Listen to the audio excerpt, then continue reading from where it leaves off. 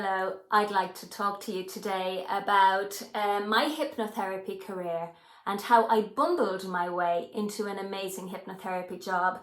So to start, you have to cast your mind back to 1995, and back then I was in my late 20s, I was living in London, and I had decided I wanted to go back to college and I wanted to study to be an occupational therapist. So I needed a part-time job. And in my local newspaper, the Ham and High in North London, I seen an advert for a part-time PA for a busy hypnotherapy practice. And I thought, okay, that sounds good. And I got myself dressed up as best I could, and I marched off with my CV down to the office in order to have my interview.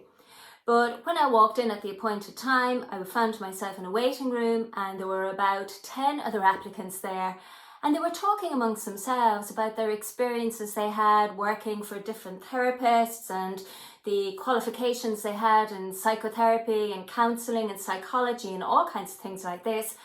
And I just felt that I was so underqualified for the job.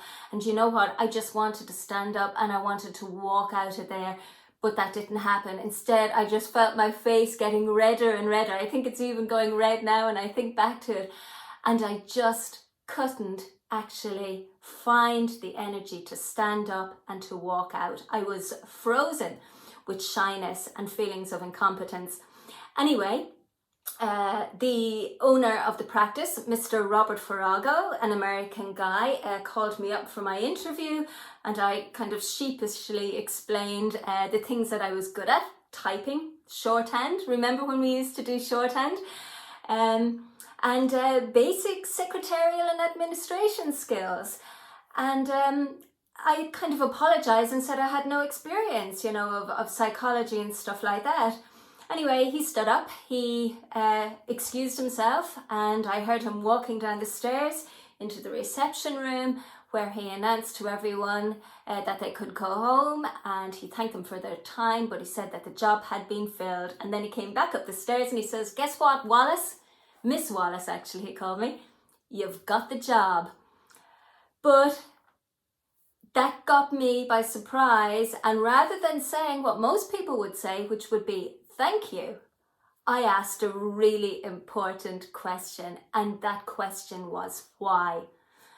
I really didn't get it. I didn't understand why. And he said to me, "Miss Wallace," he says, "I'm looking for someone who's a blank slate.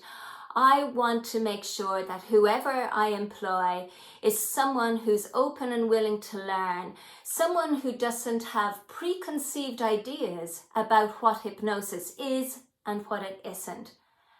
And from what you've told me, you're willing to learn, and that's exactly the kind of person that I'm looking for."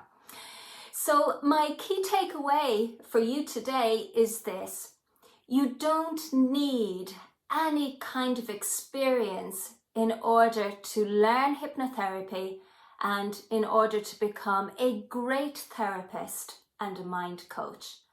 All you need are curiosity and what I have come to call, I've taken it directly from Eastern philosophy, and that is, you need beginner's mind. If every time you're working with a client, you can approach that client with an openness and a curiosity about them and their particular story, and if you can hold on to that beginner's mind and stay away from preconceived ideas that this person will be like the last client you had, or that they will be similar to other clients you've had who present with the same problem, well, then I can promise you, you will do really well in a career as a professional therapist.